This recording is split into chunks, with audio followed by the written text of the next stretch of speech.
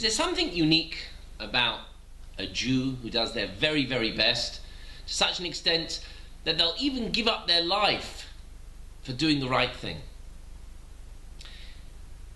In general, there are two types of self-sacrifice where people have given up their lives. One is based on rational understanding. A person understands that it's worthwhile to give up their life rather than to remain alive for the greater cause, for the greater thing. And throughout history, people have given up their lives for their beliefs, their ideals. But when they've done this, it's been, if you look at the whole event, based on some rational understanding. They understand that by doing what they're about to do, they will be martyrs. They will receive something from it. They will become known in the world as a martyr. Or they'll receive some spiritual reward. They are the ones who are doing it, and that's how it will be known. Or on the negative, they can't stand that this event is happening or might happen because it's taking away from them. They can't stand it. It's better to be dead than to be alive and this happen. That these people are doing these things. But ultimately, this is a rational self-sacrifice where they've given up their lives. And it's really about me. What's unique about the Jew is that if you look at all the Jewish people and all the different types of Jews and compare it to all the other nations and all the other different people within that nation and throughout history, you will find that more different types of Jews proportionally have given up their lives than any other nation. I'll give you a story. There was a book I once read of a translation of memoirs of one of the ghettos which was under Nazi occupation. In it, it describes one of the towns in Poland before the Nazis came. The mayor of the town was a big anti-Semite. And he caused the Jews a tremendous amount of problems.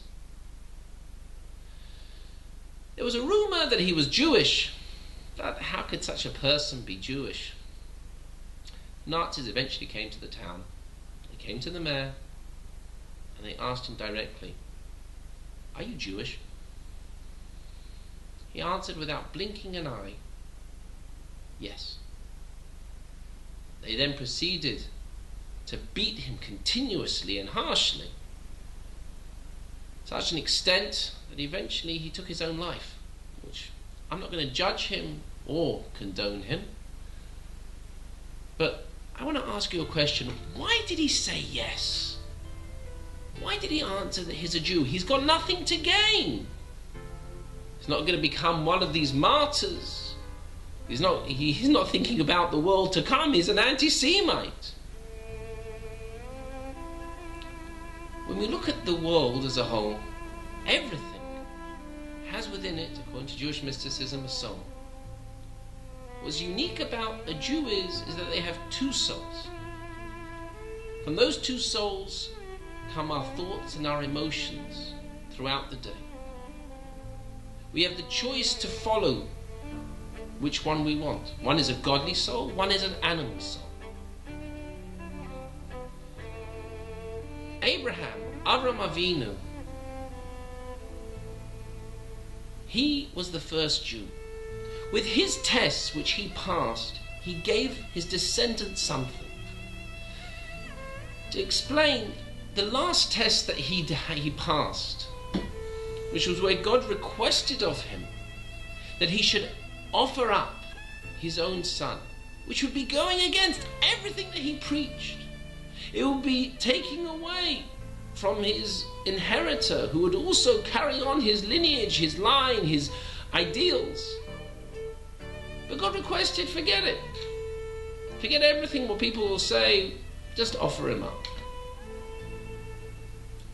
Abraham, our father, took him, and with alacrity he brought him to be offered up. At the last minute God said no. He passed the test. But that ideal, that feeling, that ability to be able to choose to do something, not because rationally, what am I going to get out of it? What's it going to do for me? But the irrationality of this is the right thing and this is what I've got to do.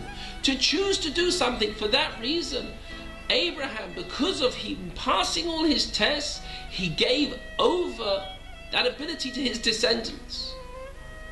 And that every Jew, no matter who they are, has.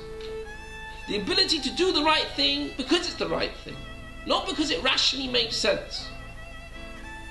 Because each one of us, he opened up the channel that we can reach and tap into the highest levels of the godly soul. And that doesn't mean that we have to die as a Jew, die for Judaism. It also means to live for Judaism, as Abraham did. Everything which came to his hand, he did with self-sacrifice. And to a certain extent, that's even higher and a greater level than to die for being a Jew. And each one of us has that ability. It should be that we should try and tap in to our godly soul, to the highest levels, and to live as Jews, and to bring ultimate redemption quicker through doing an extra mitzvah, an extra commandment, helping someone and the like, learning Torah. Think about it.